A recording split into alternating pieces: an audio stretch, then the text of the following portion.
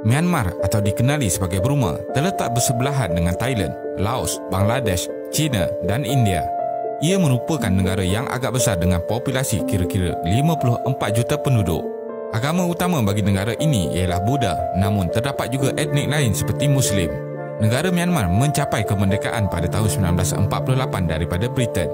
Kemudiannya, negara ini diperintah di bawah kuasa ketenteraan dari tahun 1962 hingga 2011. Myanmar pernah menjadi sebuah negara yang paling pesat membangun di Ratau Asia Tenggara sekitar tahun 1960-an. Tetapi status Myanmar merosot dan dikategorikan dalam negara paling kurang membangun oleh United Nations pada tahun 1990-an. Jadi, video kali ini, kita akan melihat kenapa kuasa tentera sangat kuat di Myanmar. Teruskan menonton. Pihak tentera sudah lama menjadi kuasa yang kuat di Myanmar sejak dari kemerdekaan negara ini pada 1948. Jeneral Aung San yang juga bapa kepada pemimpin negara Aung San Suu Kyi ialah individu yang digelar sebagai bapa kemerdekaan Burma. Jeneral Aung San menubuhkan Burma National Army dengan bantuan pihak Jepun dan beliau telah dibunuh pada tahun 1947. Akan tetapi, legasi beliau masih kuat dalam tentera yang juga dipanggil Tatmadaw. Pihak tentera Tatmadaw ini juga mendapat sokongan kuat dari rakyat awam kerana bertanggungjawab membebaskan Myanmar dari penjajahan. Kuasa tentera ini telah memerintah dengan bebas tanpa sebarang campur tangan parti politik sejak dari selepas kemerdekaan. Pada tahun 1988 hingga 2000, Myanmar berada dalam proses demokrasi di bawah kuasa tentera.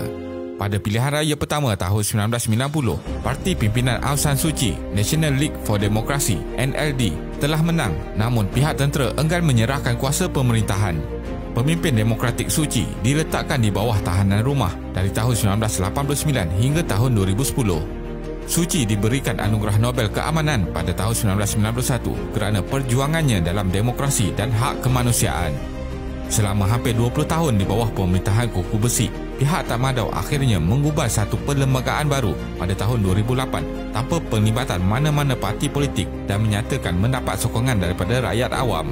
Perlembagaan ini mengekalkan kuasa tentera dalam kerajaan dengan memberi 25% kerusi dalam parlimen kepada pegawai tentera dan jawatan penting juga dipegang oleh tentera. Perlembagaan ini diguna pakai sehingga kini dan pihak tentera mengekalkan penguasaan terhadap sumber industri petroleum dan gas bagi mendapatkan sumber pendapatan. Ini menyebabkan kuasa tentera kekal kuat bagi menghalang sebarang tekanan reformasi dari dalam dan luar negara.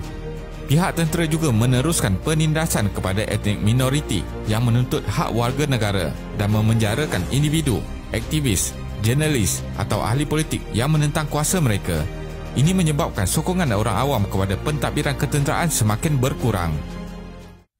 Apa yang berlaku sekarang? Pada 8 November 2020, parti pimpinan Suu Kyi memenangi pilihan raya umum di Myanmar. Parti NLD diketuai Suu Kyi ini telah menang besar seperti tahun 2015. Pilihan raya umum dilangsungkan walaupun dalam wabak pandemik COVID-19 dan perintah kawalan pergerakan diadakan di kebanyakan bandar-bandar di Myanmar. Pada 1 Februari 2021, pihak tentera telah menahan pemimpin negara Suu Kyi bersama beberapa menteri dan ahli parti NLD yang lain. Ketua Komander Tentera mengumumkan kembali berkuasa.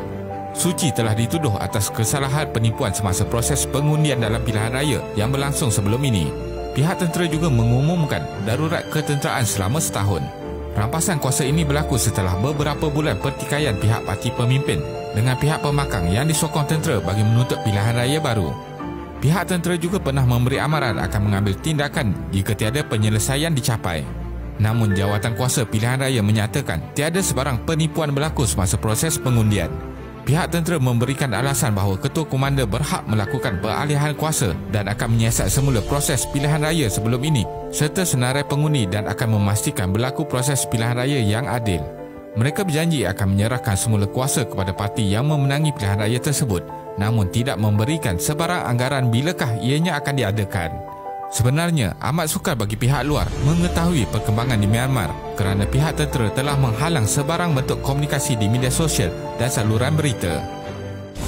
Kesimpulannya, rampasan kuasa yang berlaku di Myanmar ini mendapat kritikan hebat dari pihak antarabangsa dan pemimpin-pemimpin negara menuntut kebebasan tahanan politik kerana ia berlaku tanpa mengikut saluran undang-undang yang betul. Keadaan ini juga akan merumitkan lagi krisis kemanusiaan sedia ada yang berlaku, terutamanya kepada etnik minoriti yang tertindas dan akan menjejaskan proses bantuan untuk sampai di Myanmar. Terima kasih kerana menonton dan jangan lupa subscribe. Jumpa lagi.